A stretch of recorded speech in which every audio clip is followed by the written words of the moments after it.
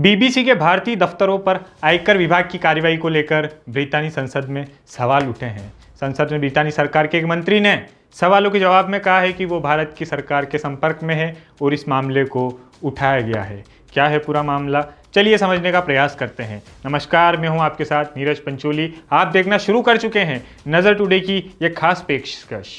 14 फरवरी को बीबीसी के दिल्ली और मुंबई दफ्तरों में आयकर विभाग ने एक सर्वे शुरू किया जो लगभग 3 दिन तक चला था। आयकर विभाग की कार्रवाई गुरुवार शाम तक चली थी। मंगलवार को ब्रितानी संसद के निचले सदन हाउस ऑफ द कॉमन्स के नियमित कामकाज के दौरान अर्जेंट कन्वेक्शन के माध्यम से ब्रितानी सरकार से पूछा कि विदेश मंत्री की इस कार्रवाई पर किसी तरह का बयान क्यों नहीं करते हैं। ब्रिटेन की सरकार और उससे अब तक इस मामले में किसी भी तरह का आधिकारिक बयान जारी क्यों नहीं किया गया। बीबीसी एक स्वतंत्र संस्था है जो किसी भी रूप में ब्रितानी सरकार का अंग नहीं है, तो स्वाभाविक सी बात है ब्रितानी सरकार उसके लिए जवाब क्यों दे। ब्रितानी लेबर पार्टी के नेता फेबियन हैमिल्टन ने भारत सरकार की इस कार्रवाई पर चिंता व्यक्त करते हुए कहा कि जहां सही मायनों में प्रेस अपना काम करने के लिए स्वतंत्र हो, ऐसे लोकतांत्रिक देश में बिना वजह आलोचनात्मक आवाज़ों को नहीं दबाया जा सकता है। अभिव्यक्ति की आज़ादी भी हर कीमत पर रक्षा होनी चाहिए। आगे कहते हैं कि पिछले हफ्ते बीबीसी के भारत स्थित दफ्तरों पर छापा मारा जाना काफ़ी चिंताजनक है। चाहे उसकी आधिकारिक वजह कुछ भी बताई जाए, बीबीसी दुनिया भर में अपनी उच्च गुणवत्ता वाली भरोसेमंद रिपोर्टिंग के लिए जाना जाता है और उसे बिना किसी भय के रिपोर्टिंग करने की आज़ादी होनी चाहिए। ब्रिटेन की डेमोक्रेटिक यूनिलिस्ट पार्टी DUP के सांसद जिम शेलेन ने कहा, हमें इस बारे में बिल्कुल स्पष्ट होना चाहिए कि ये एक धमकाने वाली कार्रवाई थी जिसे देश के नेता के प्रति आलोचनात्मक डॉक्यूमेंट्री रिलीज करने के बाद अंजाम दिया गया। शेलन ने डॉक्यूमेंट्री रिलीज होने के बाद के हालातों पर बयां करते हुए कहा कि इस डॉक्यूमेंट्री की रिलीज के बाद भारत में उसकी स्क्रीनिंग रोकने की पुरजोर कोशिश की गई। इसके साथ ही मीडिया और पत्रकारों की अभिव्यक्ति की आज़ादी का दमन किया जा रहा है। जब विश्वविद्यालयों में पढ़ने वाले छात्रों ने अपने परिसरों में सामूहिक रूप से इस डॉक्यूमेंट्री को देखने का प्रयास किया तो दर्जनों छात्रों को गिरफ्तार कर लिया गया। यही नहीं, अन्य छात्रों और इंटरनेट की बिजली भी कई बार काटी गई। सवाल पूछते हुए आगे कहते हैं कि भारत सरकार की इस कार्रवाई का पत्रकारों, मानवाधिकार वकीलों और धार्मिक अल्पसंख्यकों पर काफ़ी गंभीर असर पड़ा है। क्या मंत्री मुझे इस सदन को बता सकते हैं कि सरकार इस मामले में भारतीय उच्च आयोग को समन करने वाली है या वो अपने समकक्ष के समक्ष ये मुद्दा उठाएंगे।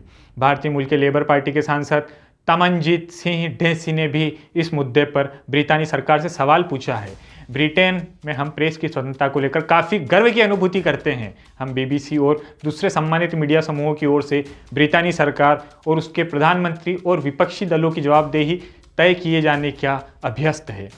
डेसी इसके साथ ही कहते हैं कि इसी वजह से हम में से कई लोग चिंतित हैं, क्योंकि भारत सरकार एक ऐसा देश है जिसके साथ ही हम लोकतांत्रिक और प्रेस स्वतंत्रता के मूल्य को साझा करते हैं और वहाँ की सरकार ने प्रधानमंत्री के कदमों की आलोचना करने वाली डॉक्यूमेंट्री की रिलीज के बाद बीबीसी के दफ्तर पर छापा मारने का फैसला किया है। ऐसे ही मंत्री महोदयों की अपने समकक्ष से क्या बात हुई है ये बताया जाना चाहिए, ताकि ये सुनिश्चित किया जा सके कि पत्रकार बिना भय के या बिना किसी फायदा पहुंचाए अपना काम निरंतर जारी रख सकता है। विपक्षी दलों के सांसदों की ओर से सवाल उठाए जाने के बाद ब्रितानी सरकार में मंत्री डेविड स्टेले ने अपनी सरकार का पक्ष रखा है। उन्होंने पहली बार जानकारी देते हुए ये कहा कि ब्रितानी मंत्रियों को इस बारे में अपने भारतीय समकक्षों से बात की है।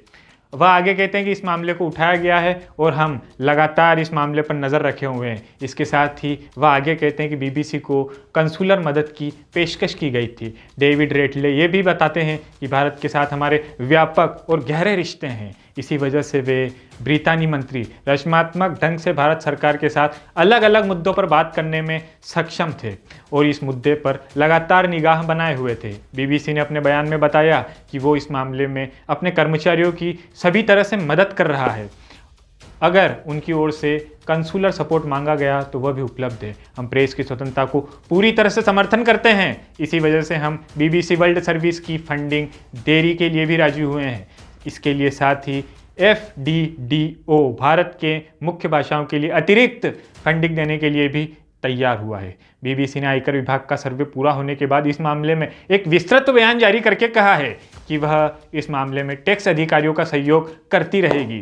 बीबीसी के प्रवक्ता कहते हैं, हम आयकर विभाग के अधिकारियों के साथ सहयोग करते रहेंगे और आशा है कि यह मामला जितनी जल्दी संभव हो सुलझ जाएगा।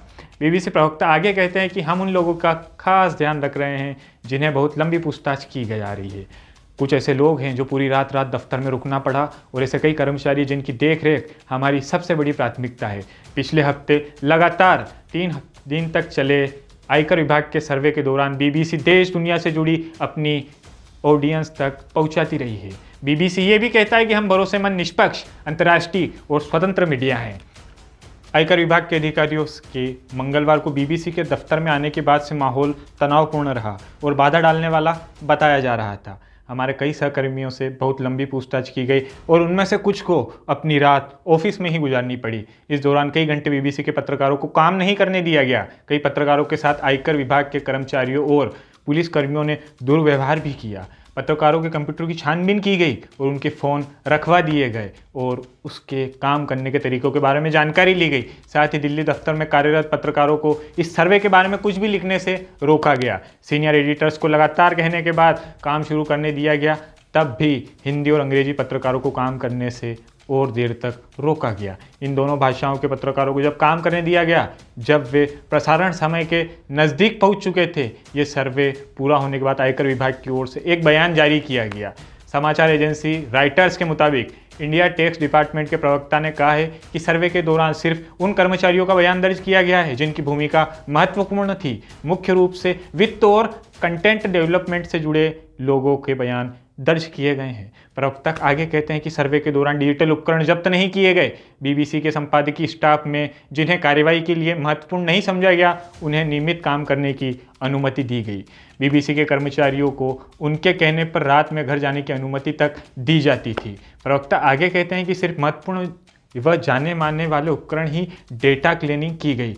क्लीनिंग के बाद सभी उपकरण वापस कर दिए गए। बीबीसी ने हाल ही में भारत के प्रधानमंत्री नरेंद्र मोदी पर एक डॉक्यूमेंट्री का प्रसारण किया जिसका नाम है द मोदी क्वेश्चन, जिसके कुछ हफ्ते बाद नई दिल्ली और मुंबई स्थित दफ्तरों की तलाशी ली गई। हालांकि डॉक्यूमेंट्री भारत में प्रसारण के लिए नहीं थी। यह डॉक्यूमेंट्री 2002 के गुजरात दंगों पर भी उस समय भारत के मौजूदा प्रधानमंत्री नरेंद्र मोदी उस समय गुजरात के मुख्यमंत्री थे और यह डॉक्यूमेंट्री, इस डॉक्यूमेंट्री में कई लोगों ने गुजरात के दंगों के दौरान नरेंद्र मोदी की भूमिका पर सवाल उठाए थे। केंद्र सरकार ने इस डॉक्यूमेंट्री को प्रोपेगेंडा करार देते हुए और औपनिवेशिक मानसिकता के साथ भारत विरोधी बताते हुए भारत में इसे ऑनलाइन शेयर करने से ब्लॉक कर दिया गया। बीबीसी ने कहा था कि भारत सरकार को इस डॉक्यूमेंट्री पर अपना पक्ष रखने का मौका दिया गया, लेकिन सरकार की ओर से इस पेशकश का कोई जवाब नहीं मिला। बीबीसी का कहना है कि इस डॉक्यूमेंट्री पर पूरी गंभीरता के साथ रिसर्च किया गया है, कई आवाज़ों और गवाहों को शामिल किया गया है और विशेषज्ञों के साथ राय ली गई है और हमने बीजेपी के लोगों समेत कई तरह के विचारों को इसमें शामिल किया है। बीते महीने दिल्ली में पुलिस की ने इस डॉक्यूमेंट्री को देखने के लिए इकट्ठा हुए कुछ छात्रों को हिरासत में भी ले लिया। जवाहरलाल नेहरू विश्वविद्यालय समेत देश की कई यूनिवर्सिटीज़, कई विश्वविद्यालयों में इस डॉक्यूमेंट्री को प्रदर्शित किया गया। हालांकि कई जगह पुलिस और विश्वविद्यालय प्रशासन ने इसे रोकने की भरसक प्रयास की। अब देखना ये होगा कि क्या बीबीसी जैसा महत्वपूर्ण चैनल, जिसकी खबर की निष्ठा इसी बात से पता चलती है कि वह बीबीसी है, तो क्या ऐसे चैनल को, तो क्या ऐसे मीडिया संस्थान को भी सरकार की जो गुस्सा वाली छवि उसका सामना करना पड़ेगा। इसी तरह की तमाम जानकारियों के लिए देखते रहिए नज़र टुडे। अगर वीडियो अच्छा लगे तो इस वीडियो को लाइक करें, शेयर करें एवं सब्सक्राइब करें हमारे चैनल को। एवं अगर आप चाहते हैं कि आप ये वीडियो और आगे और अच्छी तरीके से देखना चाहते हैं तो इसे लगातार शेयर करें एवं आपके जो भी सुझाव हों वो कमेंट सेक्शन में आमंत्रित हैं। बहुत बहुत शुक्रिया।